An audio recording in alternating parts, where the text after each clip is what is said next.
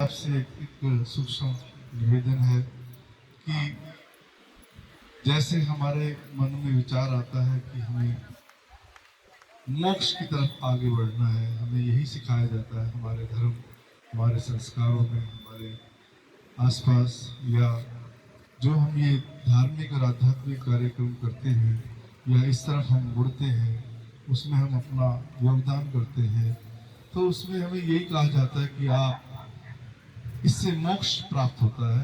तो एक तो मेरा प्रश्न इससे संबंधित यही है कि जो हमने सुना है कि इसके प्रति शांभव उपाय होता है, शाक्त उपाय होता है, आंडव उपाय होता है, और एक और चतुर स्पंदन फटिका होता है। ये मोक्ष मार्ग के कुछ प्रश्न हैं, कुछ हेडिंग्स हैं, तो कृपया करके आप इस पर प्रकाश डालने की कृपा करें। और साथ ही साथ मुंडे मुंडे मत भिड़ने से मैं बड़ा आहत रहता हूँ कि ये हमारा मन सबका डिफरेंट हमारा एक आचार विचार क्यों रहता है। बहुत बहुत धन्यवाद। ये शिव सूत्र अद्वैत शास्त्र है। शिव सूत्र में इसका वर्णन आता है। वसुगुप्त कश्मीर का जो साहित्य है, क्योंकि कश्मीर में बहुत सारे शास्त्रों की रचना हुई और वहां पर ही ये शिव सूत्र लिखा गया आचार्य वसुगुप्त के द्वारा, महर्षि वसुगुप्त के द्वारा। तो उसमें ये वर्णन है शांभव उपाय, शाक्त उपाय, आणव उपाय। ठीक है, तो ये अलग अलग दृष्टि से ये इसमें विचारधारा रखी गई है, उसको समझना है। और स्पंद कारिका है, स्पंद कारिका में स्पंदन का महत्व बताया गया है कि संपूर्ण जो आपने हम गुरबानी में ऐसे सुनते हैं कि शब्द आकाश, शब्द धरती, शब्द शब्द भया प्रकाश। ठीक है, तो शब्द से माना गया है, उसी को स्पंद कहा गया है। तो शाक्त उपाय कहें, आणव उपाय कहें, शांभव उपाय कहें, ये एक अलग बात है, ये एक अलग विषय है। सबसे पहली बात कि मोक्ष क्या है और मोक्ष की आवश्यकता क्या है। हम कहते हैं कि हमें तीर्थ यात्रा करनी, अभी जैसे महाकुंभ था, तो महाकुंभ में हमें जाना है और वहां हमें इसलिए जाना है, हमें स्नान करना है कि मोक्ष मिले। पहली बात यह है कि मोक्ष की आवश्यकता ही क्या है, क्यों मोक्ष चाहिए आप। ठीक है, अगर कुछ कहा जाता है कि हमें ये चीज मिल जाएगी, तो उस चीज की हमें आवश्यकता भी है कि नहीं है। ठीक है, तो मोक्ष की आवश्यकता, मोक्ष चाहिए ही क्यों। क्यों आपको कुंभ में स्नान करके मोक्ष चाहिए, क्यों आपको गंगा स्नान करके मोक्ष चाहिए। ठीक है, गंगा स्नान करने से तो शरीर की बीमारियां भी दूर होती हैं, तो वो एक अलग बात है। गंगा जी में बैक्टीरियोफेजिस नामक एक तत्व पाया जाता है जो बैक्टीरिया को डेवलप होने नहीं देता, क्योंकि वो जहां से भागीरथी नदी जहां से आ रही है, वहां से जड़ी बूटियों का प्रभाव उसमें होता है। ठीक, तो बैक्टीरियोफेजिस पाए जाते हैं। तो शारीरिक लाभ भी तो बहुत है ना, सांसारिक लाभ भी तो मिलता है ना गंगा स्नान से।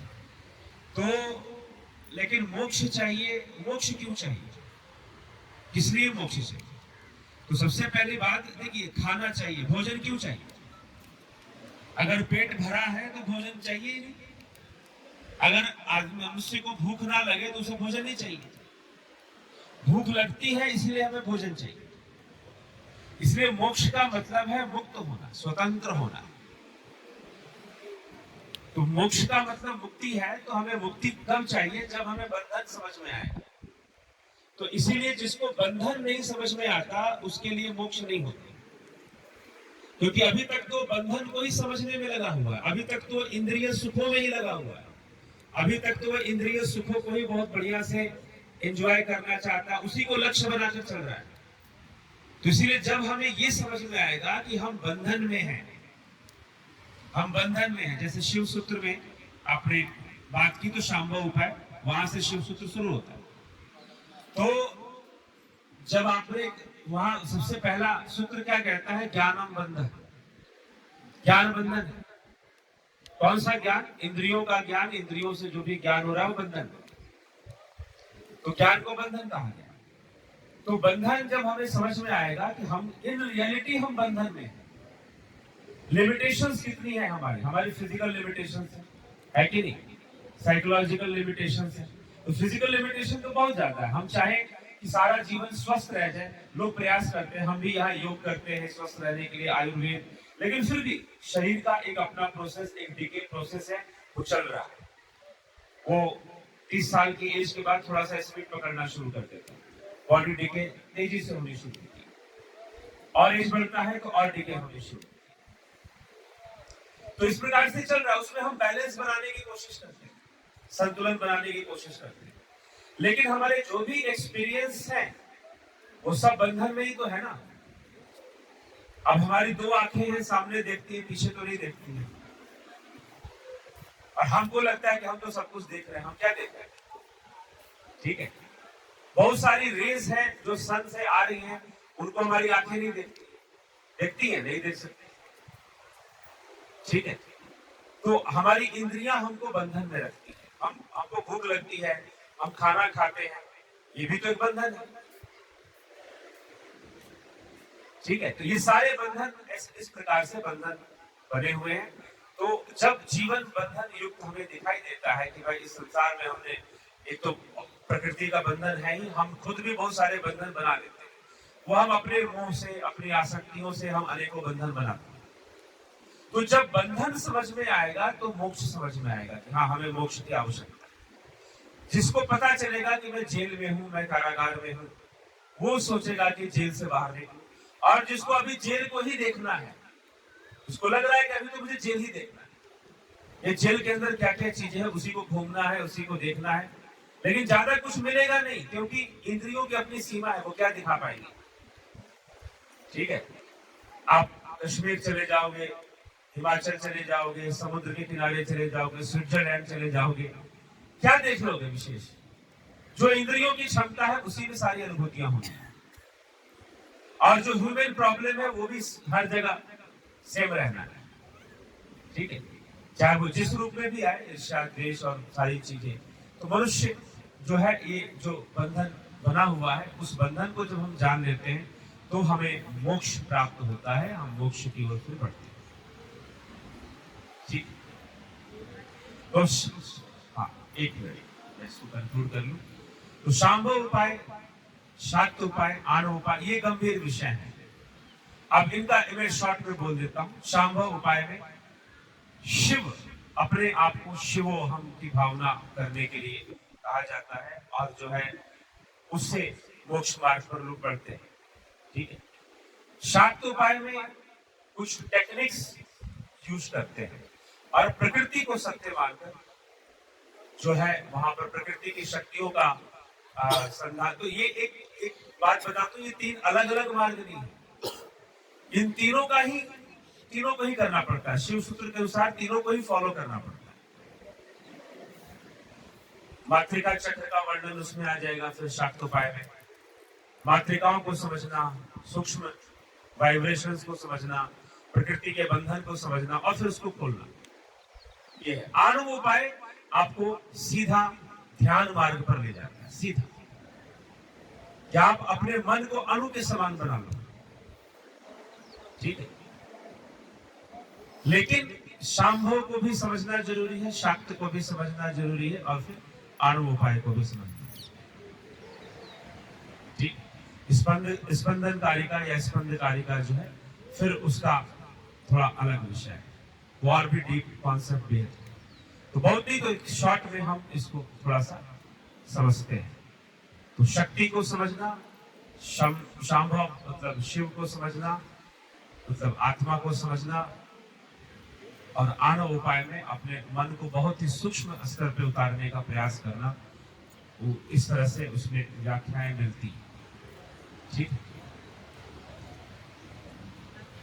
पांचों तत्वों के बंधन से ये जगत बना।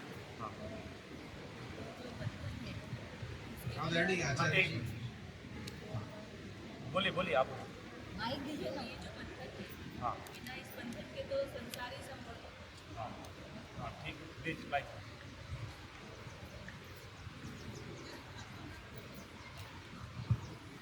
आपने बताया कि पांचों तत्वों के बंधन से ही जगत बना है, वरना तो सब ये मुक्त था, ऑलरेडी मुक्त। ये सब आपस में बंधन करते तब ये पूरा हमारा जो जगत बना है, जो हमको दिखाई देता है और अनुभूत होता है।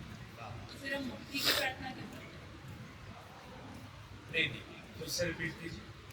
पांचों तत्वों के पांचों बंधन से। तत्व हाँ अपने आप में मुक्त थे, हाँ हाँ, है ना? जो स्थूल जगत की जो रचना हुई है वो इन पांचों के आपसी बंधन से हुई है बंधन से। ना? तो जो भी कुछ दिखाई दे रहा है ये सब बंधन का ही परिणाम है हाँ, ना?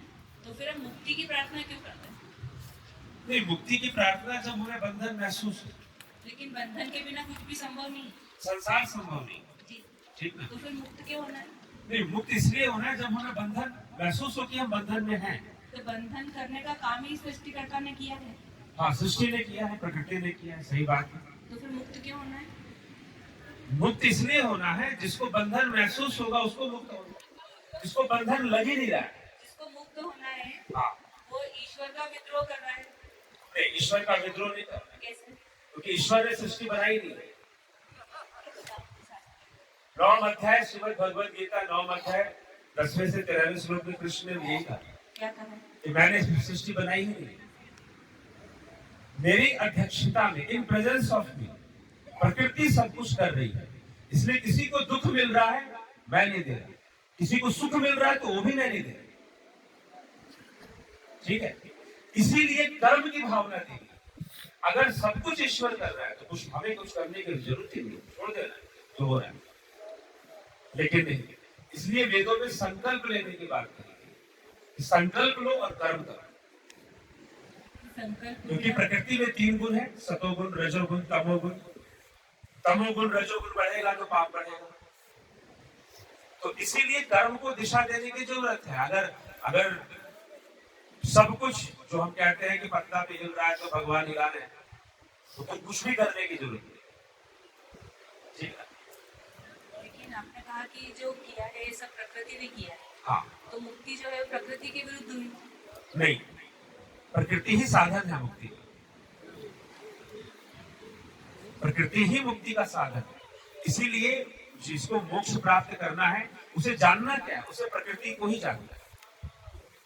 जो सांख्य शास्त्र है, पतंजलि का योग सूत्र है, वो प्रकृति का ज्ञान है। ठीक है, प्रकृति के तत्वों को समझो, स्वयं को जानो, हम कैसे हैं, हमारी लिमिटेशंस क्या है, इंद्रियों का साम्राज्य क्या है, वो समझो और फिर ध्यान की ओर बढ़ो। ध्यान की ओर बढ़ने का मतलब इंद्रियों से हम वर्ल्ड में जो भी एक्सपीरियंस कर रहे हैं सेंसेस के थ्रू कर रहे हैं, वो तो क्लियर है। उसके बिना कोई भी एक्सपीरियंस नहीं हो सकता है।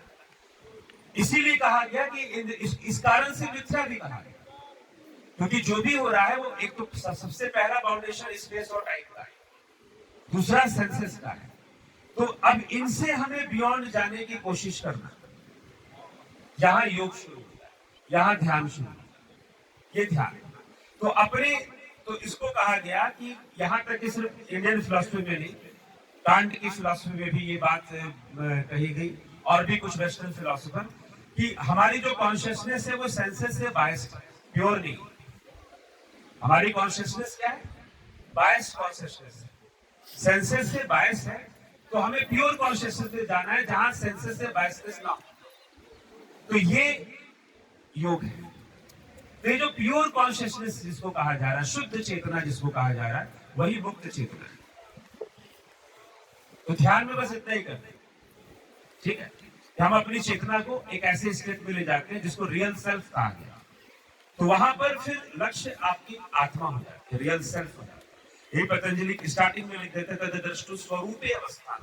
आपको अपने स्वरूप की अवस्था में जाना है। ठीक, तो ये इस चीज को ये कहा गया। तो मोक्ष की धारणा प्रकृति के विरुद्ध नहीं, प्रकृति ही साधन है। योग सूत्र में 2 चीजों कहा गया कि प्रकृति जो दृश्यम भोगा अपवर्गम, कि भोग और मोक्ष, इन दोनों का साधन स्वयं प्रकृति। अगर मान लीजिए हम साधना कर रहे हैं, यहाँ पर मन को शांत कर रहे हैं, शुद्ध चेतना की ओर जा रहे हैं, तो क्या प्रकृति का इस्तेमाल या नहीं हो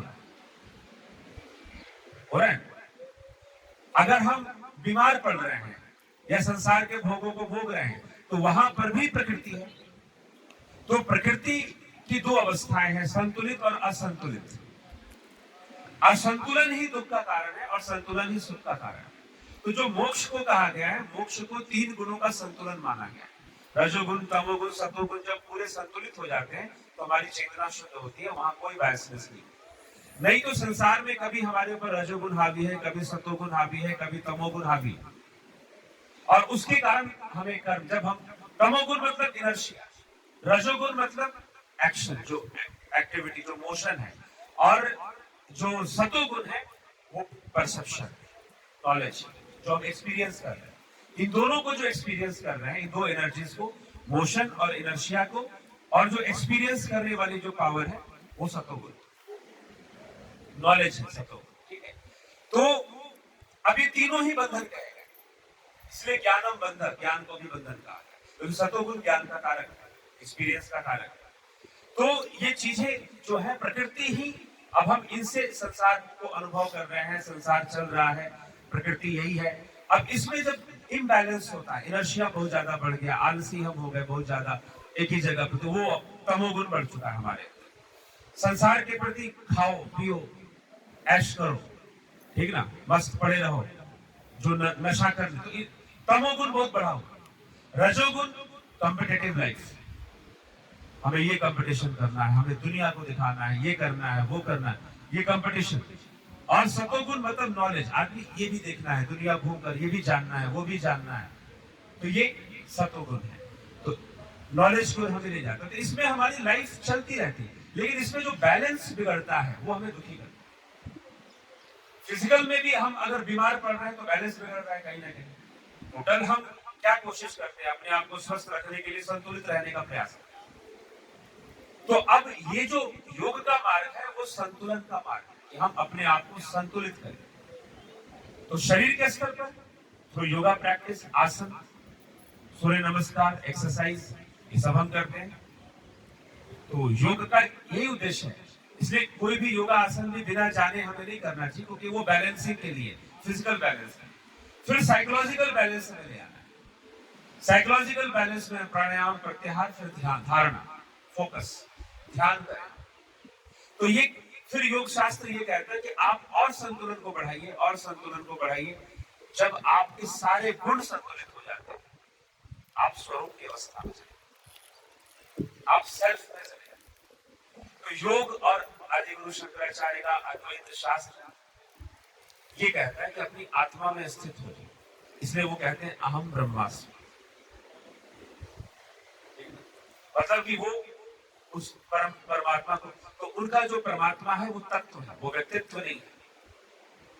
इसलिए कृष्ण गीता में अर्जुन को तत्व ज्ञान की चर्चा की, तत्व ज्ञान जानो, परमात्मा का तत्व जानो।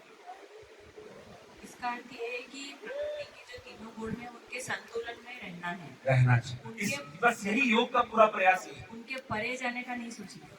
वो जब पूर्ण संतुलित हो जाएंगे तो जब भी कोई चीज कॉन्ट्रास्ट खत्म हो जाएगा, कॉन्ट्रास्ट चला जाएगा, जैसे वो पूर्ण संतुलित होंगे, दैट इज मोक्ष। ठीक है, तो प्रकृति के बिना मोक्ष संभव नहीं। इसीलिए साफ लिखा है योग सूत्र में पतंजलि ने कि दृश्यम भोगम अपवर्गम, कि दृश्य जो है, दृश्य मतलब प्रकृति को कहा है। जैसे बहुत सारे लोग हैं जो अपनी जो गृहस्थी है उसको छोड़कर मोक्ष प्राप्त करना चाहते हैं। नहीं, वो कर दे फिर दूसरी तरफ वो असंतुलन बढ़ा दे, ठीक ना। तो ये तो कहा ही नहीं गया ना।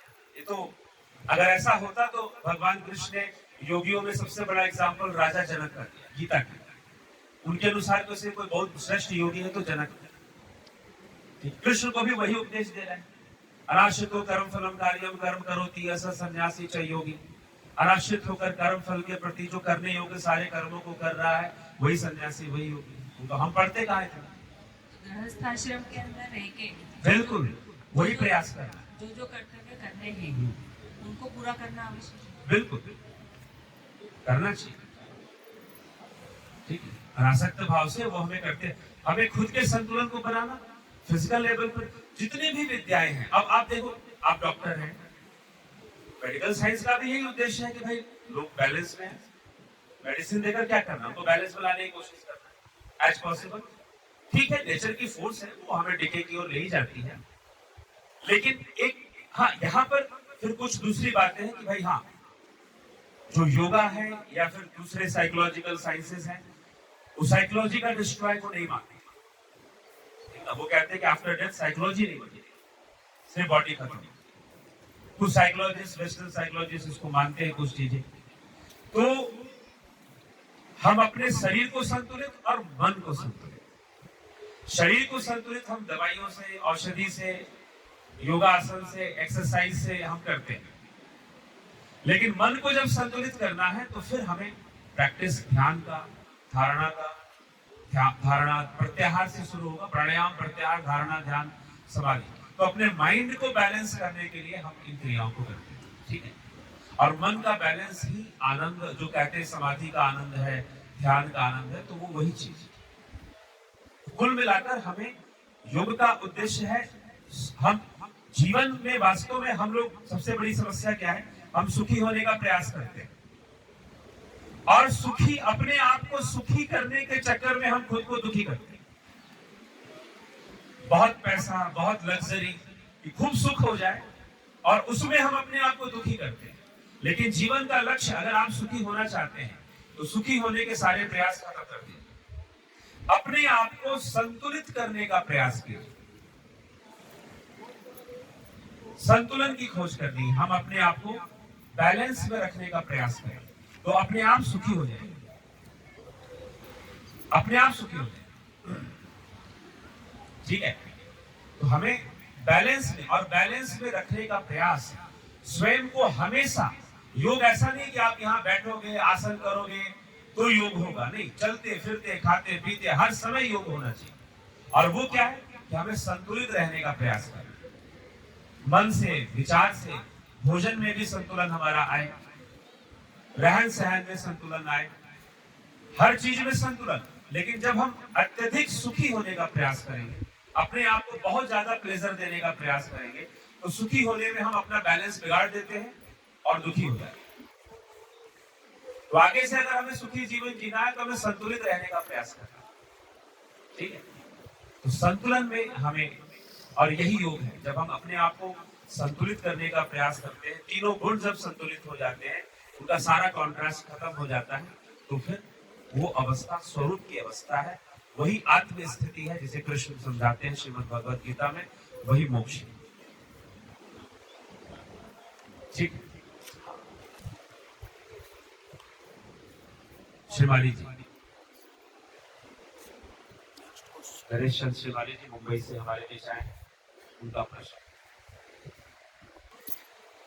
आदरणीय गुरुजी, हम सभी जैसे यहाँ पर ऋषिकेश में आए हैं, तीर्थ स्थल समझ कर आए हैं, इसी प्रकार हम मंदिरों में जाते हैं, तीर्थ स्थानों पर जाते हैं, और समाज में रहते हुए भी अपने जितने भी बड़े बुजुर्ग हैं, जिनका हम आदर सम्मान करते हैं, उनका आशीर्वाद लेते हैं, उनका आशीर्वाद लेते हैं। मंदिर में जाते हैं, हमारी मन में कामना होती है हम भगवान की कृपा प्राप्त करें। तो मेरा प्रश्न ये है कि ये आशीर्वाद और ये कृपा क्या वास्तव में काम करती है, और अगर करती है तो ये किस तरह करती है? जी, आशीर्वाद प्राप्त होना, कृपा प्राप्त होना, यह सही बात है कि जब हम कुछ पूजा करते हैं, सम्मान करते हैं, मंदिर में हम जाते हैं तो हमने पूजा की तो हमें आशीर्वाद मिलेगा कि नहीं मिलेगा, कृपा मिलेगी कि नहीं मिलेगी। अब ये जो प्रश्न है बहुत अच्छा प्रश्न है। इसमें क्या है कि देखिए, सबसे पहले हमें इस विषय में, मंदिर के विषय में, देवताओं की पूजा के विषय में शास्त्र क्या विचार रखते हैं। पूर्व मीमांसा शास्त्र जो देवताओं के बारे में बताती है, या वैदिक मत जो है वो क्या कहता है, देवताओं का रूप कैसा है, वो समझना जरूरी है। तो हम यहाँ पर बैठे हैं, अभी क्या हमारे साथ देवता है यहाँ पर? हम यहाँ पर हैं तो देवता है हमारे साथ, बिल्कुल है। गंगा जी है, वायुदेव है, हिमालय भी देवता है। अगर आप अपने माता पिता के साथ आए हैं तो वो भी देवी देवता है। यजुर्वेद में माता पिता को भी देवी देवता कहा गया, गुरुजनों को भी देवता कहा गया। तो सबसे पहले देवता कौन है? देवता कोई एंजल्स नहीं है, देवता कोई फरिश्ते नहीं है, यास्क का निरुक्त में वेदांग एक वेदांग है, जिसमें कि यास्काचार्य ने साफ साफ कहा है कि देवो ही दानात दीपनाथ द्योतनाथ। जो दान करता है, जो देता है, वो देवता है। दीपनाथ जो प्रकाशित करता है, आपको प्रकाश दे रहा है, वो देवता है। और जो स्वयं प्रकाशवान है, वो भी देवता है। तो जो देने वाला है, वो देवता है। तो देवता हमारे साथ, जो भी देने वाला, आपका जन्म हुआ, माता पिता के माध्यम से जन्म हुआ, तो माता पिता तो पहले देवता होगा, ठीक है। पूजा देवताओं की होती, उनकी पूजा होती। पूजा करने का क्या मतलब है वो, तो जब हमारे कॉन्सेप्ट्स क्लियर होंगे ना, तो हम पर कृपा और आशीर्वाद भी सही से मिलेगा। तो उस प्रकृति की वो हर शक्ति, चाहे वो स्थूल रूप में हो, चाहे वो सूक्ष्म रूप में हो, सूक्ष्म में भी है। अब जैसे कि हम देखें कि यहाँ पर स्थूल रूप में गंगा जी हैं, लेकिन सूक्ष्म रूप में वायु तत्व है, सूक्ष्म रूप में बहुत सारी शक्तियां काम कर रही हैं। तो स्थूल रूप में जितने भी हैं, वो सब पशु पक्षी भी देवता है। इसीलिए पितृपक्ष में हम पशु पक्षियों को दान करते हैं। तो प्रकृति की वो हर शक्ति जो हमें अपने लाइफ को सपोर्ट कर रही है, हमारे जीवन को सपोर्ट कर रही है, वो सब देवता है, वो सब देवता है। इसीलिए पीपल भी देवता है, इसीलिए नीम का वृक्ष भी देवता है, हिमालय भी देवता है। हमें गाड़ी खरीदते हैं, मंदिर पे चले जाते हैं पूजा करवाने गाड़ी, तो वो गाड़ी भी देवता है। अब देवताओं की गिनती मत करो, वो हर शक्ति देवता एक कॉन्सेप्ट है। कोई हमारी सहायता कर जाए, हम परेशानी में है, कोई हमारी सहायता कर जाए, उसको भी हम देवता रूप में। हाँ, भगवान होना अलग विषय है। देवता, हम किसी को, सबको भगवान या ईश्वर नहीं कह सकते, लेकिन देवता कह सकते हैं। एक डॉक्टर है, हम उसको भी देवता कह सकते हैं, ठीक। तो पूजा जब हम मंदिर में करते हैं और सच्ची भावना से जब हम करते हैं, और देवताओं को जब हम हवन करते हैं, तो वो भी देवताओं का दान है। तो प्रकृति को हम जरूर दान करते हैं। तो प्रकृति के प्रति हम अगर ईमानदार रहें, सजग रहें, गंगा जी में हम स्नान करते हैं, गंदगी ना फैलाएं, ठीक है, तो फिर वो असली पूजा है। लेकिन हम वैसे खूब पूजा कर रहे हैं और गंगा जी में बहुत गंदगी फैला रहे हैं, तो इसका मतलब हमने समझा नहीं है देवता किसे कहते हैं और उनका महत्व नहीं जाना है। तो इसलिए हमें सजग होना है, समझना है कि जो देवता, जो प्रकृति की शक्तियां हैं, उनका संरक्षण हमारी जिम्मेदारी है, और हम उनके प्रति अपनी श्रद्धा व्यक्त करें, हम पूजा करें, लेकिन ऐसी चीजें ना हम बहाएं जिससे कि पॉल्यूशन बढ़े या गंदगी बढ़े, ठीक है। तो हमारी पूजा सही से मंदिर में सूक्ष्म देवता है। सूक्ष्म देवता कौन है? हम मूर्तियां किनकी बनाते हैं? जो सूक्ष्म, उनकी हम मूर्तियां बनाते हैं। जो प्रकट है, उनकी मूर्तियां बनाने की आवश्यकता नहीं। सूर्य सबसे बड़ा देव है, पंचदेवों में भी सूर्य, क्योंकि sun is the ultimate source of energy on earth. सूर्य सबसे बड़ा देवता कहा गया है, सूर्य से सब कुछ चल रहा है। तो सूर्य को हम दूर से प्रणाम करते हैं, हम धन्यवाद करते हैं कि हे सूर्यदेव, आपने हमें ये जीवन दिया है, ये मानव जीवन दिया है।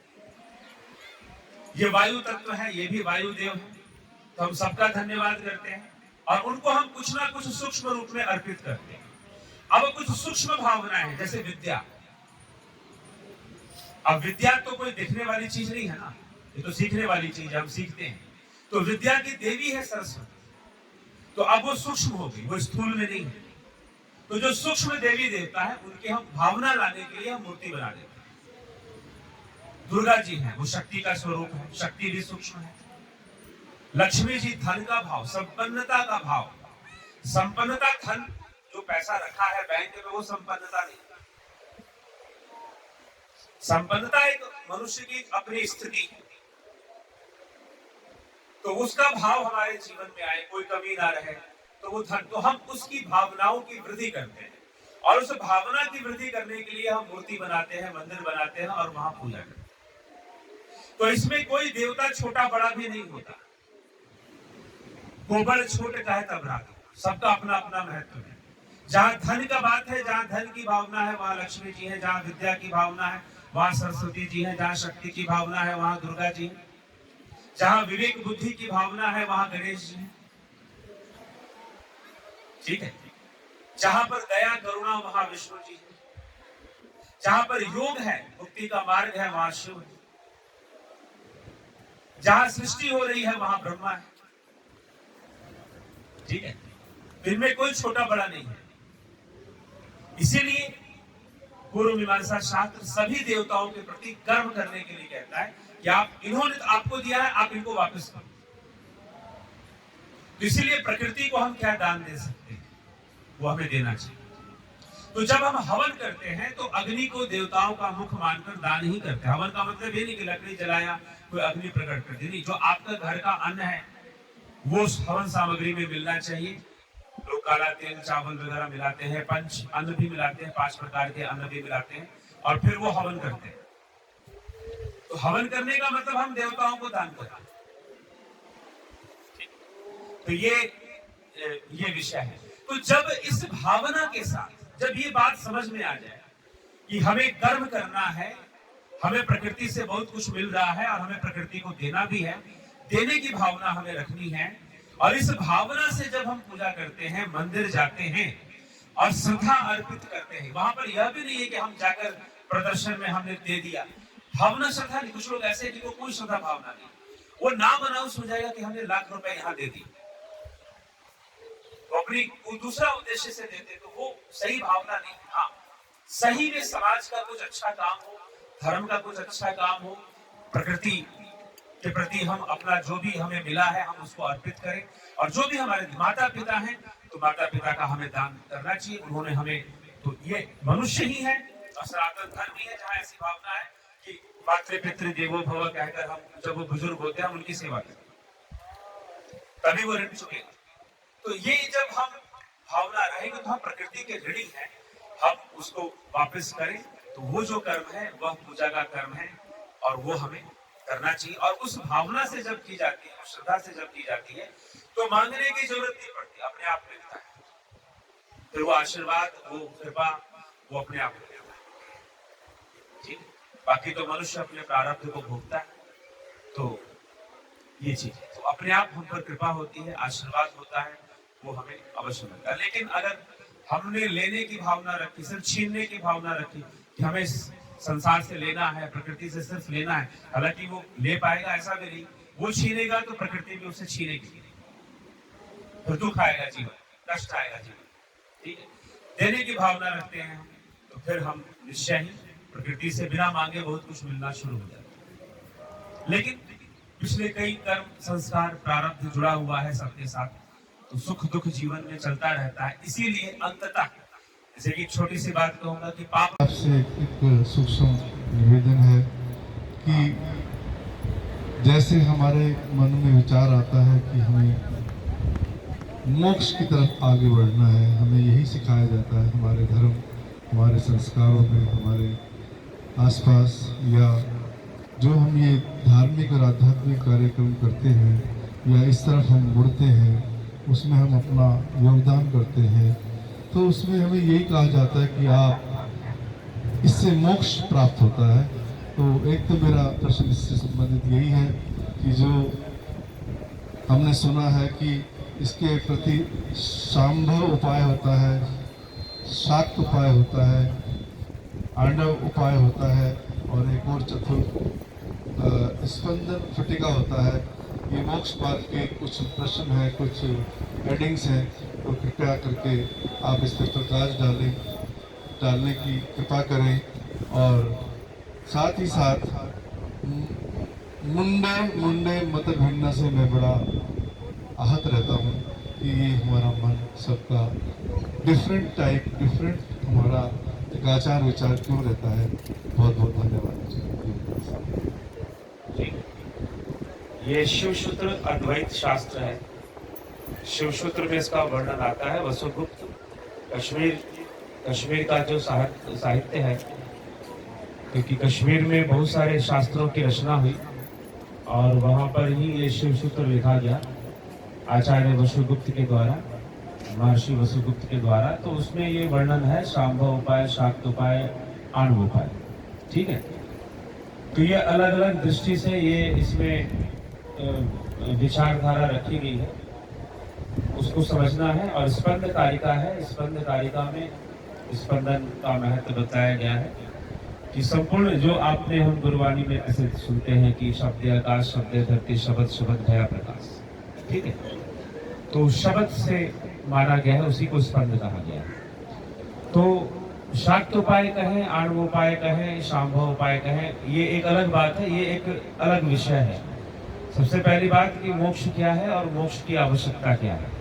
हम कहते हैं कि हमें तीर्थ यात्रा करनी है। अभी जैसे महाकुंभ था, तो महाकुंभ में हमें जाना है और वहां हमें इसलिए जाना है, हमें स्नान करना है कि मोक्ष मिल जाए। पहली बात यह है कि मोक्ष की आवश्यकता ही क्या है आपको, क्यों मोक्ष चाहिए आपको। ठीक है, अगर कुछ कहा जाता है कि हमें ये चीज मिल जाएगी, तो उस चीज की हमें आवश्यकता भी है कि नहीं है। ठीक है, तो मोक्ष की आवश्यकता, मोक्ष चाहिए ही क्यों। क्यों आपको कुंभ में स्नान करके मोक्ष चाहिए, क्यों आपको गंगा स्नान करके मोक्ष चाहिए।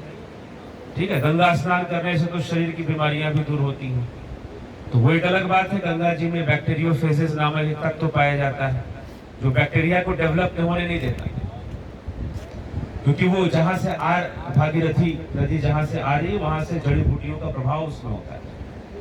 ठीक, तो बैक्टीरियोफेजेस पाए जाते हैं। तो शारीरिक लाभ भी तो बहुत है ना, सांसारिक लाभ भी तो मिलता है ना गंगा स्नान से। तो लेकिन मोक्ष चाहिए, मोक्ष क्यों चाहिए, किस लिए मोक्ष चाहिए। तो सबसे पहली बात देखिए, खाना चाहिए, भोजन क्यों चाहिए। अगर पेट भरा है तो भोजन चाहिए ही नहीं। अगर मनुष्य को भूख ना लगे तो उसे भोजन नहीं चाहिए। भूख लगती है इसलिए हमें भोजन चाहिए। इसलिए मोक्ष का मतलब है मुक्त होना, स्वतंत्र होना। तो मोक्ष का मतलब मुक्ति है, तो हमें मुक्ति कब चाहिए, जब हमें बंधन समझ में आए। तो इसीलिए जिसको बंधन नहीं समझ में आता उसके लिए मोक्ष नहीं होता, क्योंकि अभी तक तो बंधन को ही समझने में लगा हुआ है, अभी तक तो इंद्रिय सुखों में ही लगा हुआ है, अभी तक तो इंद्रिय सुखों को ही बहुत बढ़िया से एंजॉय करना चाहता है, उसी को लक्ष्य बनाकर चल रहा है। तो इसीलिए जब हमें ये समझ में आएगा कि हम बंधन में हैं, हम बंधन में हैं, जैसे शिव सूत्र में आपने बात की, तो शांभव उपाय, वहां से शिव सूत्र शुरू होता है। तो जब आपने वहां सबसे पहला सूत्र क्या कहता है, ज्ञानम बंधन, ज्ञान बंधन है। कौन सा ज्ञान, इंद्रियों का ज्ञान, इंद्रियों से जो भी ज्ञान हो रहा है वो बंधन। तो ज्ञान को बंधन कहा गया। तो बंधन जब हमें समझ में आएगा कि हम इन रियलिटी हम बंधन में हैं, लिमिटेशंस कितनी है हमारी फिजिकल लिमिटेशंस है कि नहीं, साइकोलॉजिकल लिमिटेशंस है। तो फिजिकल लिमिटेशन तो बहुत ज्यादा है। हम चाहे कि सारा जीवन स्वस्थ रह जाए, लोग प्रयास करते हैं, हम भी यहाँ योग करते हैं स्वस्थ रहने के लिए, आयुर्वेद, लेकिन फिर भी शरीर का एक अपना प्रोसेस, एक डिके प्रोसेस है, वो चल रहा है। वो 30 साल की एज के बाद थोड़ा सा स्पीड पकड़ना शुरू कर देता है, बॉडी डिके तेजी से होनी शुरू होती है, और एज बढ़ता है तो और डिके होनी शुरू होती है। तो इस प्रकार से चल रहा है, उसमें हम बैलेंस बनाने की कोशिश करते हैं, संतुलन बनाने की कोशिश करते हैं, लेकिन हमारे जो भी एक्सपीरियंस हैं वो सब बंधन में ही तो है ना। अब हमारी 2 आंखें हैं, सामने देखती हैं, पीछे तो नहीं देखती हैं, और हमको लगता है कि हम तो सब कुछ देख रहे हैं। हम क्या देख रहे हैं, ठीक है, बहुत सारी रेज हैं जो सन से आ रही हैं, उनको हमारी आंखें नहीं देखती, देखती हैं, नहीं देख सकती, ठीक है। तो हमारी इंद्रियां हमको बंधन में रखती है। हमको भूख लगती है, हम खाना खाते हैं, ये भी तो एक बंधन है, ठीक है। तो ये सारे बंधन इस प्रकार से बंधन बने हुए हैं। तो जब जीवन बंधन युक्त हमें दिखाई देता है कि भाई इस संसार में हमने, एक तो प्रकृति का बंधन है ही, हम खुद भी बहुत सारे बंधन बना लेते हैं, वो हम अपने मुंह से, अपनी आसक्तियों से हम अनेकों बंधन बनाते हैं। तो जब बंधन समझ में आएगा तो मोक्ष समझ में आएगा कि हाँ, हमें मोक्ष की आवश्यकता है। जिसको पता चलेगा कि मैं जेल में हूं, मैं कारागार में हूं, वो सोचेगा कि जेल से बाहर निकलूं। और जिसको अभी जेल को ही देखना है, उसको लग रहा है कि अभी तो मुझे जेल ही देखना है, ये जेल के अंदर क्या क्या चीजें हैं उसी को घूमना है, उसी को देखना है, लेकिन ज्यादा कुछ मिलेगा नहीं, क्योंकि इंद्रियों की अपनी सीमा है, वो क्या दिखा पाएगी। ठीक है, आप कश्मीर चले जाओगे, हिमाचल चले जाओगे, समुद्र के किनारे चले जाओगे, स्विट्जरलैंड चले जाओगे, क्या देख लोगे विशेष? जो इंद्रियों की क्षमता है उसी में सारी अनुभूतियां होंगी, और जो ह्यूमन प्रॉब्लम है वो भी हर जगह सेम रहना है। ठीक है, चाहे वो जिस रूप में भी आए, ईर्ष्या, द्वेष और सारी चीजें। तो मनुष्य जो है, ये जो बंधन बना हुआ है, उस बंधन को जब हम जान लेते हैं तो हमें मोक्ष प्राप्त होता है, हम मोक्ष की ओर फिर बढ़ते हैं। ठीक, तो हाँ, एक मिनट मैं इसको कंक्लूड कर लूं। तो शांभव उपाय, शाक्त उपाय, आणव उपाय, ये गंभीर विषय है। अब इनका मैं शॉर्ट में बोल देता हूं। शांभव उपाय में शिव, अपने आप को शिवोहम की भावना करने के लिए कहा जाता है, और जो है उससे मोक्ष मार्ग पर लोग बढ़ते हैं। ठीक है, शाक्त उपाय में कुछ टेक्निक्स यूज करते हैं, और प्रकृति को सत्य मानकर जो है वहां पर प्रकृति की शक्तियों का संधान। तो ये एक बात बताता हूं, ये तीन अलग अलग मार्ग नहीं है, इन तीनों को ही करना पड़ता है। शिव सूत्र के अनुसार तीनों को ही फॉलो करना पड़ता है। मातृका चक्र का वर्णन उसमें आ जाएगा। फिर शाक्त उपाय में मातृकाओं को समझना, सूक्ष्म वाइब्रेशंस को समझना, प्रकृति के बंधन को समझना, और फिर उसको खोलना, ये है। आणव उपाय आपको सीधा ध्यान मार्ग पर ले जाता है, सीधा, क्या आप अपने मन को अणु के समान बना लो। ठीक है, लेकिन शांभव को भी समझना जरूरी है, शाक्त को भी समझना जरूरी है, और फिर आणव उपाय को भी समझना। ठीक, स्पंदन कारिका या स्पंद कारिका जो है, फिर उसका थोड़ा अलग विषय है, वो और भी डीप कॉन्सेप्ट भी है। तो बहुत ही, तो शॉर्ट में हम इसको थोड़ा सा समझते हैं। तो शक्ति को समझना, शांभव मतलब शिव को समझना, मतलब आत्मा को समझना, और आणव उपाय में अपने मन को बहुत ही सूक्ष्म स्तर पे उतारने का प्रयास करना। वो इस तरह से उसमें व्याख्याएं मिलती हैं। ठीक है, पांचों तत्वों के बंधन से ये जगत बना है। जो बंधन है, आदरणीय आचार्य जी, बोलिए बोलिए आप। माइक दीजिए ना, ये जो बंधन है, हाँ बिना इस बंधन के तो संसार ही संभव है। हाँ, ठीक, प्लीज बाइक।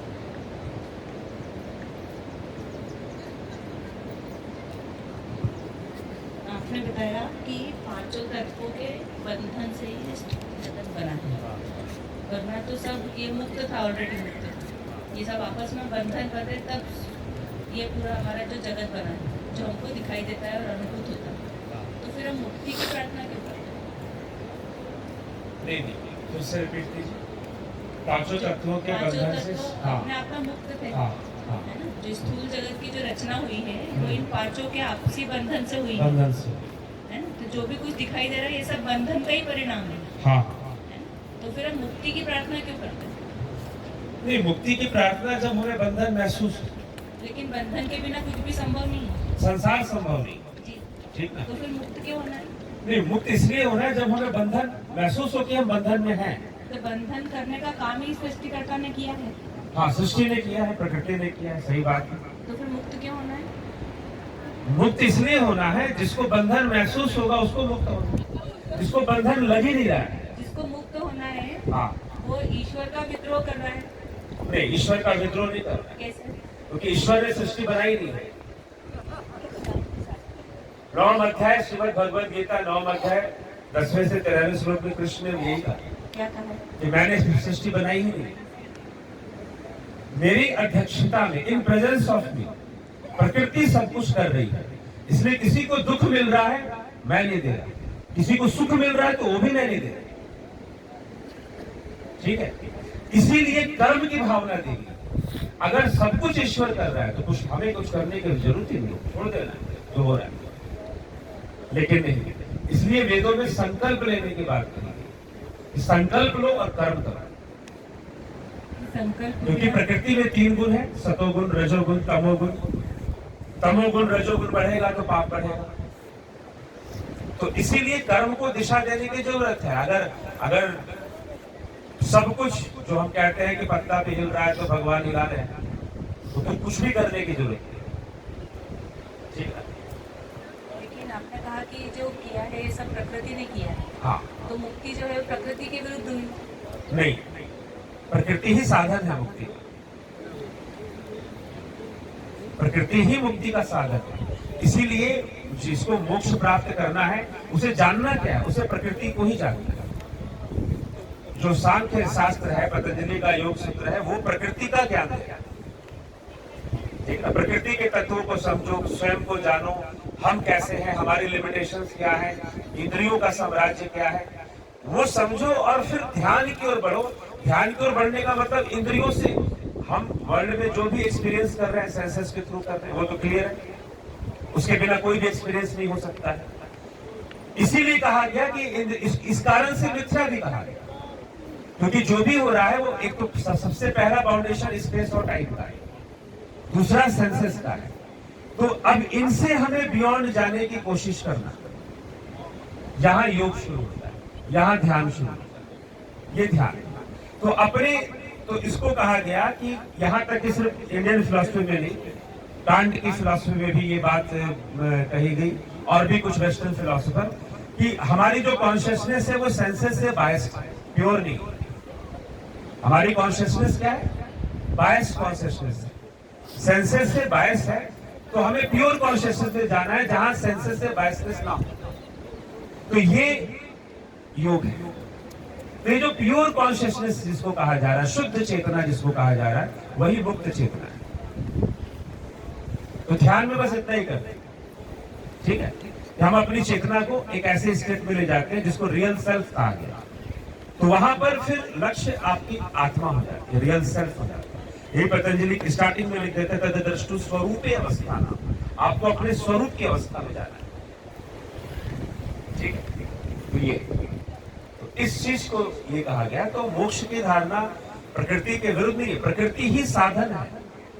योग सूत्र में 2 चीजों कहा गया कि प्रकृति, दृश्यम भोगा अपवर्गम, कि भोग और मोक्ष, इन दोनों का साधन स्वयं प्रकृति है। अगर मान लीजिए हम साधना कर रहे हैं, यहाँ पर मन को शांत कर रहे हैं, शुद्ध चेतना की ओर जा रहे हैं, तो क्या प्रकृति का इस्तेमाल यहाँ नहीं हो रहा? हो रहा है। अगर हम बीमार पड़ रहे हैं या संसार के भोगों को भोग रहे हैं, तो वहां पर भी प्रकृति है। तो प्रकृति की 2 अवस्थाएं हैं, संतुलित और असंतुलित। असंतुलन ही दुख का कारण है और संतुलन ही सुख का कारण है। तो जो मोक्ष को कहा गया है, मोक्ष को 3 गुणों का संतुलन माना गया है। रजोगुण, तमोगुण, सतोगुण जब पूरे संतुलित हो जाते हैं तो हमारी चेतना शुद्ध होती है, वहां कोई बायसनेस नहीं तो संसार में कभी हमारे ऊपर रजोगुण हावी है, कभी सतोगुण हावी है, कभी तमोगुण हावी है। और उसके कारण हमें कर्म, जब हम तमोगुण मतलब इनर्शिया, रजोगुण मतलब एक्शन, जो एक्टिविटी, जो मोशन है, और जो सतोगुण है वो परसेप्शन, नॉलेज, जो हम एक्सपीरियंस कर रहे हैं। इन दोनों को जो एक्सपीरियंस कर रहे हैं, इन 2 एनर्जीज को, मोशन और इनर्शिया को, और जो एक्सपीरियंस करने वाली जो पावर है वो सतोगुण, नॉलेज है सतोगुण। ठीक है? तो अब ये तीनों ही बंधन कहे गए, इसलिए ज्ञानम बंधन, ज्ञान को भी बंधन कहा गया, क्योंकि सतोगुण ज्ञान का कारक है, एक्सपीरियंस का कारक है। तो ये चीजें जो है प्रकृति ही, अब हम इनसे संसार को अनुभव कर रहे हैं, संसार चल रहा है, प्रकृति यही है। अब इसमें जब इम्बैलेंस होता है, इनर्शिया बहुत ज्यादा बढ़ गया, आलसी हम हो गए बहुत ज्यादा एक ही जगह पर, तो वो तमोगुण बढ़ चुका है हमारे।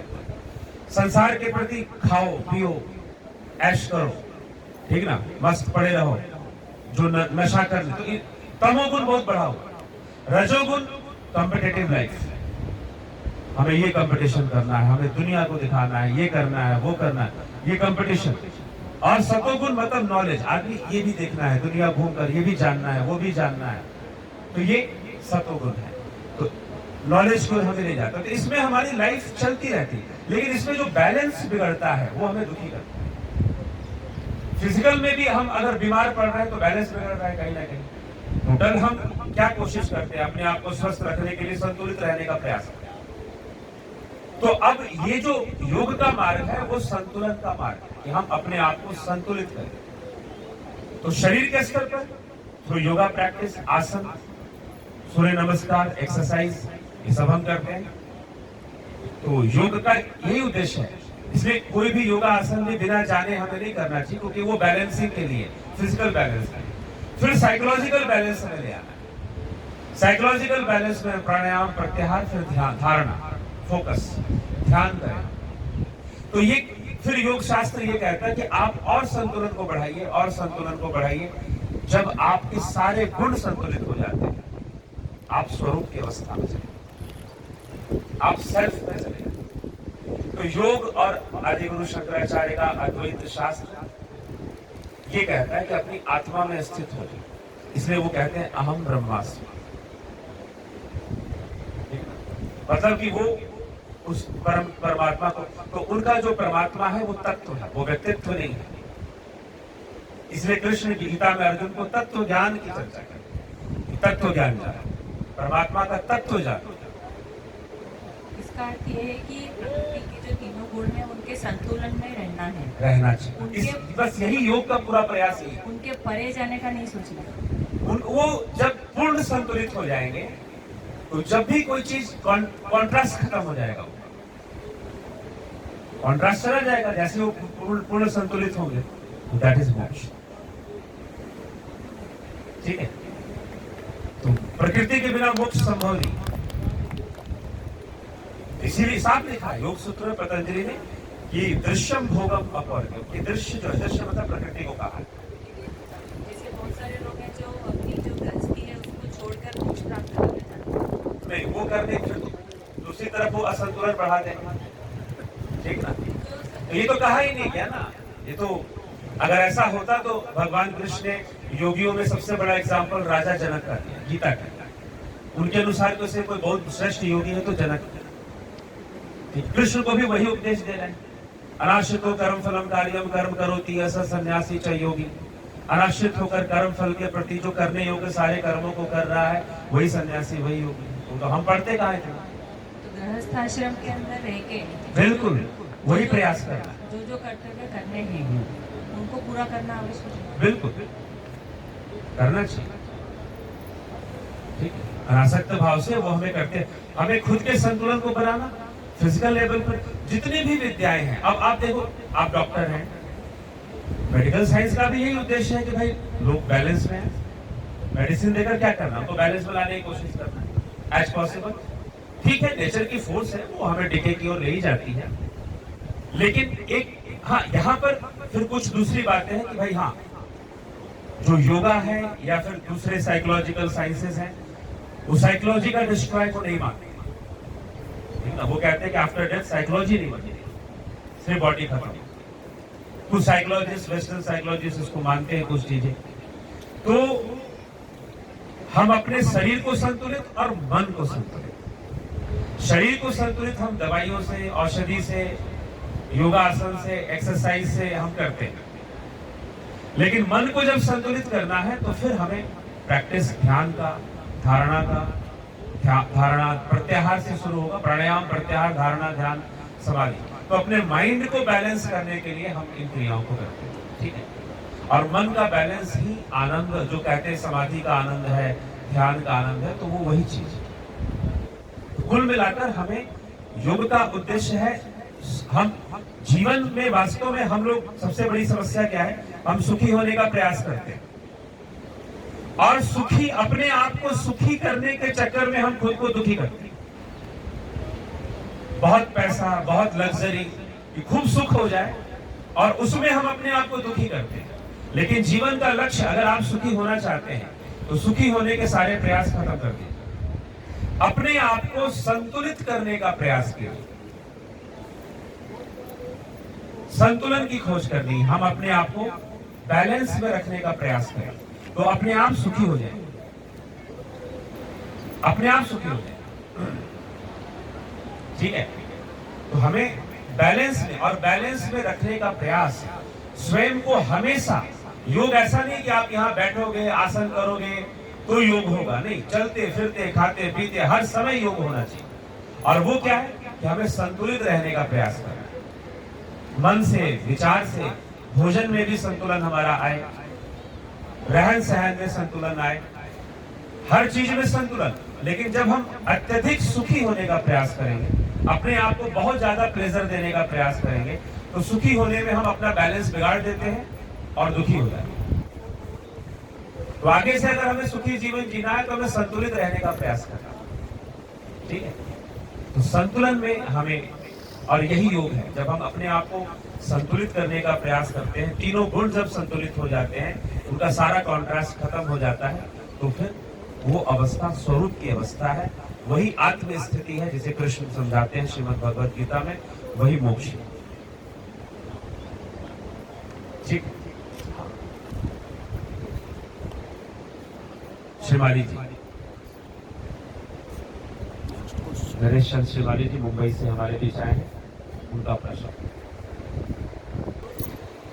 आदरणीय गुरु जी, हम सभी जैसे यहाँ पर ऋषिकेश में आए हैं, तीर्थ स्थल समझकर आए हैं, इसी प्रकार हम मंदिरों में जाते हैं, तीर्थ स्थानों पर जाते हैं, और समाज में रहते हुए भी अपने जितने भी बड़े बुजुर्ग हैं, जिनका हम आदर सम्मान करते हैं, उनका आशीर्वाद लेते हैं। मंदिर में जाते हैं, हमारी मन में कामना होती है हम भगवान की कृपा प्राप्त करें। तो मेरा प्रश्न ये है कि ये आशीर्वाद और ये कृपा क्या वास्तव में काम करती है, और अगर करती है तो ये किस तरह करती है? जी, आशीर्वाद प्राप्त होना, कृपा प्राप्त होना,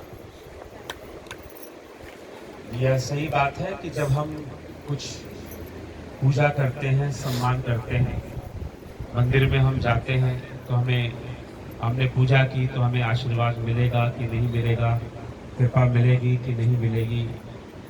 अब ये जो प्रश्न है बहुत अच्छा प्रश्न है। इसमें क्या है कि देखिए, सबसे पहले हमें इस विषय में, मंदिर के विषय में, देवताओं की पूजा के विषय में शास्त्र क्या विचार रखते हैं, पूर्व मीमांसा शास्त्र जो देवताओं के बारे में बताती है, या वैदिक मत जो है वो क्या कहता है, देवताओं का रूप कैसा है, वो समझना जरूरी है। तो हम यहाँ पर बैठे हैं, अभी क्या हमारे साथ देवता है यहाँ पर? हम यहाँ पर हैं तो देवता है हमारे साथ? बिल्कुल है। गंगा जी है, वायुदेव है, हिमालय भी देवता है। अगर आप अपने माता पिता के साथ आए हैं तो वो भी देवी देवता है। यजुर्वेद में माता पिता को भी देवी देवता कहा गया, गुरुजनों को भी देवता कहा गया। तो सबसे पहले देवता कौन है? देवता कोई एंजल्स नहीं है, देवता कोई फरिश्ते नहीं है। यास्क का निरुक्त में वेदांग, एक वेदांग है जिसमें कि यास्काचार्य ने साफ साफ कहा है कि देवो ही दानाद दीपनाथ द्योतनाथ। जो दान करता है, जो देता है, वो देवता है। दीपनाथ, जो प्रकाशित करता है, आपको प्रकाश दे रहा है, वो देवता है। और जो स्वयं प्रकाशवान है, वो भी देवता है। तो जो देने वाला है वो देवता है। तो देवता हमारे साथ, जो भी देने वाला, आपका जन्म हुआ, माता पिता के माध्यम से जन्म हुआ, तो माता पिता तो पहले देवता हो, ठीक है। पूजा देवताओं की होती, उनकी पूजा होती। पूजा करने का क्या मतलब है वो? तो जब हमारे कॉन्सेप्ट्स क्लियर होंगे ना, तो हम पर कृपा और आशीर्वाद भी सही से मिलेगा। तो उस प्रकृति की वो हर शक्ति, चाहे वो स्थूल रूप में हो, चाहे वो सूक्ष्म रूप में हो, सूक्ष्म में भी है। अब जैसे कि हम देखें कि यहाँ पर स्थूल रूप में गंगा जी हैं, लेकिन सूक्ष्म रूप में वायु तत्व है, सूक्ष्म रूप में बहुत सारी शक्तियां काम कर रही हैं। तो स्थूल रूप में जितने भी हैं वो सब पशु पक्षी भी देवता है। इसीलिए पितृपक्ष में हम पशु पक्षियों को दान करते हैं। तो प्रकृति की वो हर शक्ति जो हमें अपने लाइफ को सपोर्ट कर रही है, हमारे जीवन को सपोर्ट कर रही है, वो सब देवता है, वो सब देवता है। इसीलिए पीपल भी देवता है। इसलिए नीम का वृक्ष भी देवता है, हिमालय भी देवता है। हमें गाड़ी खरीदते हैं, मंदिर पे चले जाते हैं पूजा करवाने गाड़ी, तो वो गाड़ी भी देवता है। अब देवताओं की गिनती मत करो, वो हर शक्ति देवता एक कॉन्सेप्ट है। कोई हमारी सहायता कर जाए, हम परेशानी में है, कोई हमारी सहायता कर जाए, उसको भी हम देवता रूप में। हाँ, भगवान होना अलग विषय है।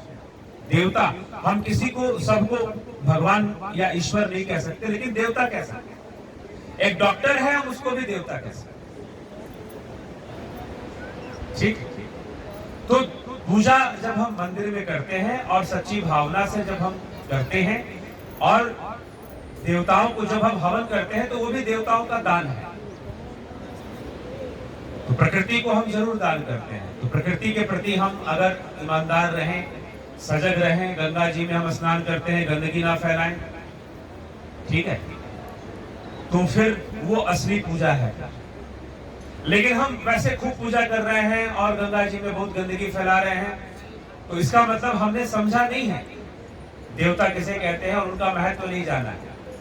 तो इसलिए हमें सजग होना है, समझना है कि जो देवता, जो प्रकृति की शक्तियां हैं, उनका संरक्षण हमारी जिम्मेदारी है, और हम उनके प्रति अपनी श्रद्धा व्यक्त करें, हम पूजा करें, लेकिन ऐसी चीजें ना हम बहाएं जिससे कि पॉल्यूशन बढ़े या गंदगी बढ़े, ठीक है।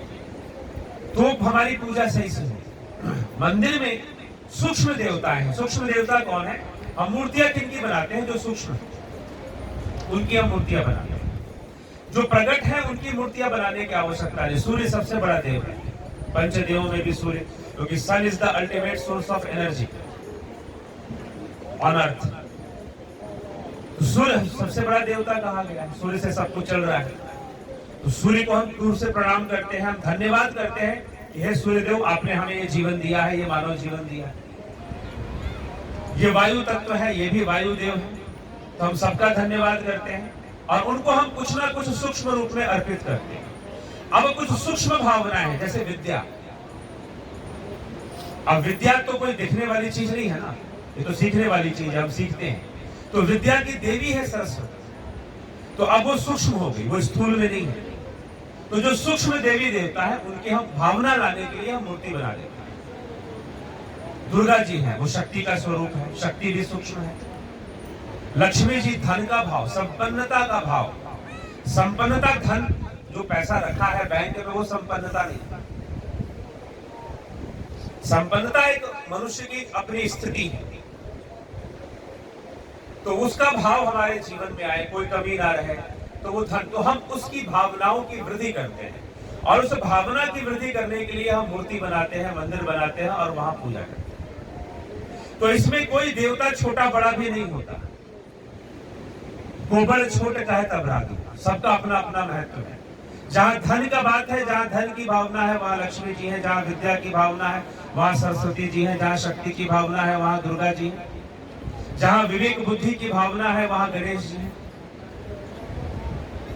ठीक है। जहां पर दया करुणा, वहां विष्णु जी है। जहां पर योग है, मुक्ति का मार्ग है, वहां शिव है। जहां सृष्टि हो रही है, वहां ब्रह्मा है, ठीक है। तो इनमें कोई छोटा बड़ा नहीं है।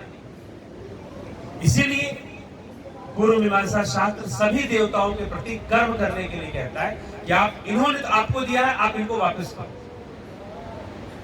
तो इसीलिए प्रकृति को हम क्या दान दे सकते हैं, वो हमें देना चाहिए।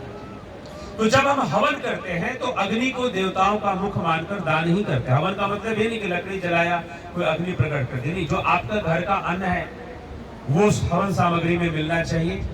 लोग काला तेल, चावल वगैरह मिलाते हैं, पंच अन्न भी मिलाते हैं, 5 प्रकार के अन्न भी मिलाते हैं और फिर वो हवन करते हैं। तो हवन करने का मतलब हम देवताओं को दान करते हैं।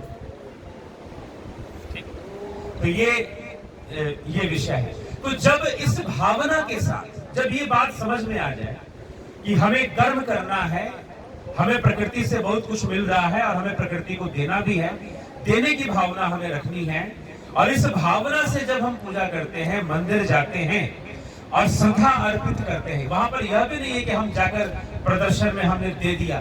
भावना श्रद्धा नहीं। कुछ लोग ऐसे जिनको कोई श्रद्धा भावना नहीं, वो नाम अनाउंस हो जाएगा कि हमने लाख रुपए यहाँ दे दी, तो अपनी वो दूसरा उद्देश्य से देते, तो वो सही भावना नहीं है। हाँ, सही में समाज का कुछ अच्छा काम हो, धर्म का कुछ अच्छा काम हो, प्रकृति के प्रति हम अपना जो भी हमें मिला है हम उसको अर्पित करें, और जो भी हमारे माता पिता हैं तो माता पिता का हमें दान करना चाहिए। उन्होंने हमें, तो ये मनुष्य ही है और सनातन धर्म ही है जहाँ ऐसी भावना है कि मातृ पितृ देवो भव कहकर हम जब वो बुजुर्ग होते हैं हम उनकी सेवा करें, तभी वो ऋण चुकेगा।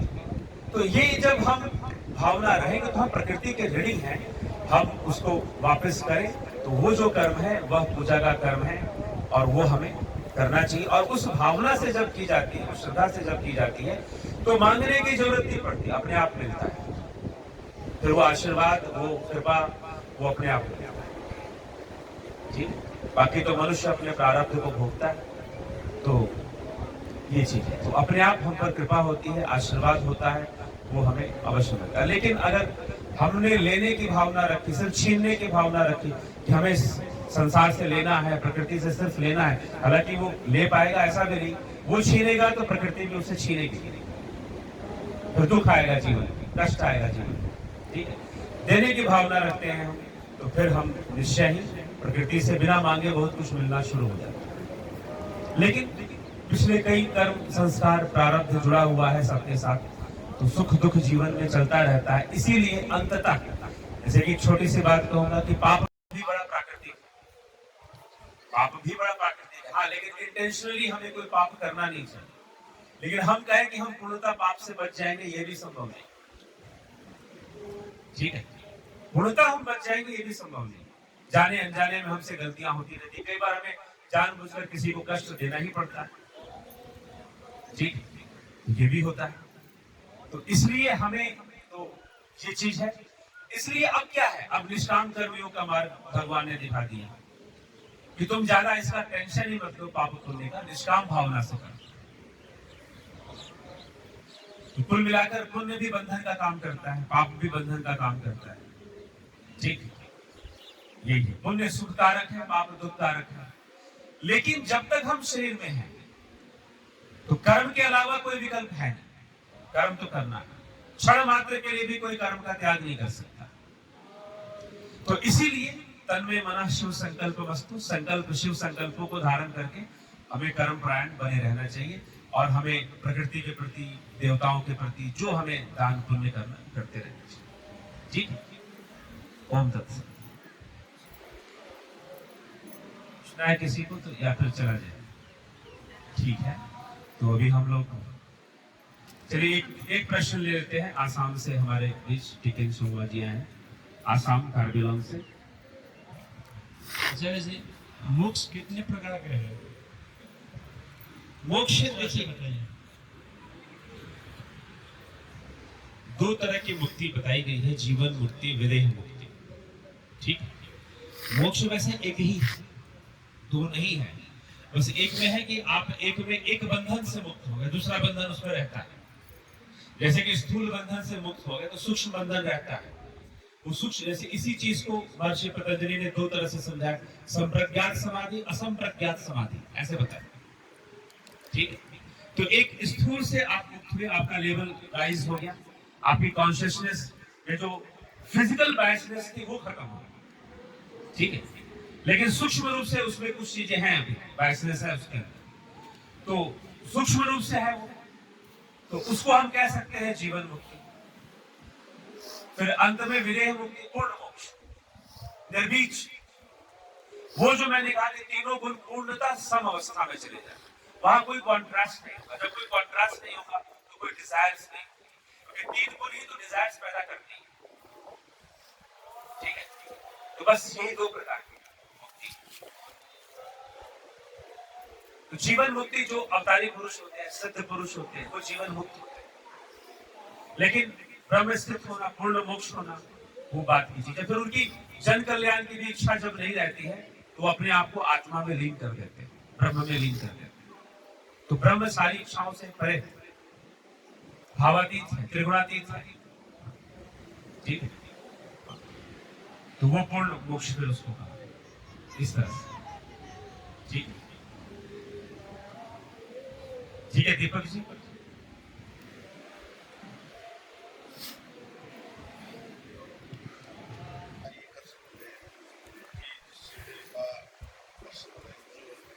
देवता प्रसन्न है मतलब प्रकृति प्रसन्न है, ठीक है। प्रकृति का रिएक्शन पॉजिटिव हो। पूजा जो है, कर्म जो है, प्रकृति का पॉजिटिव रिएक्शन लेने के लिए जो हम कर्म करते हैं वही पूजा है वास्तव में। आप एक कुत्ते को रोटी खिला रहे हो वो भी पूजा है। पितृपक्ष में हम कौवे को खिलाते हैं ना, लोग कहते हैं कि भाई उसका पेट क्या पोस्ट ऑफिस है कि वो चला जाएगा वहां पर पितरों के पास, कुछ नहीं जाएगा, पुण्य जाएगा। पितरों के पास क्या जाएगा? आपने जो पुण्य किया है वो जाएगा, ठीक है। जो सूक्ष्म देवता है उनके लिए कैसे? उनके लिए फिर हम साधना से और हवन के माध्यम से हम वो करते हैं। जैसे कि सरस्वती पूजा मनाई जाती है विद्या के प्रचार के लिए, एजुकेशन के फैलाव के लिए, एजुकेशन के लिए, लोगों को जागृत करने के लिए सरस्वती पूजा का हमारे संतों ने शुरू किया। सरस्वती पूजा करो ताकि लोग शिक्षा के प्रति जागृत हो,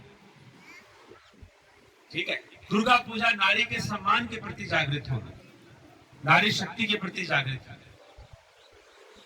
ठीक है। तो हमें जो समाज में देखिए आजकल जो चलता है, आप जितने भी देखते होंगे फीमेल ओरिएंटेड गालियां चलती है, माँ को टारगेट करके, बहन को टारगेट करके, ये बंद होना चाहिए, ठीक है।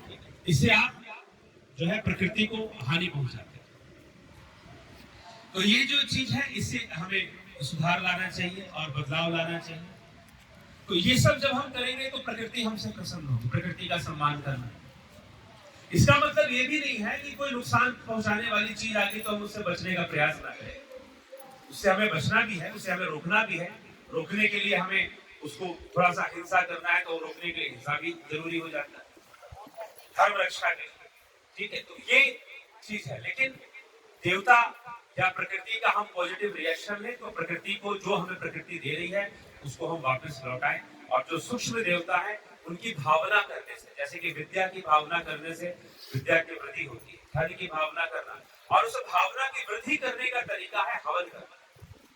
मंत्रों के साथ हवन करना, उस भाव की हम वृद्धि करते हैं। जैसे मान लीजिए हम हवन कर रहे हैं, रुद्र यज्ञ कर रहे हैं या फिर रुद्राभिषेक कर रहे हैं, तो हम शिव की भावना की वृद्धि कर रहे हैं, शिव भाव की वृद्धि कर रहे हैं।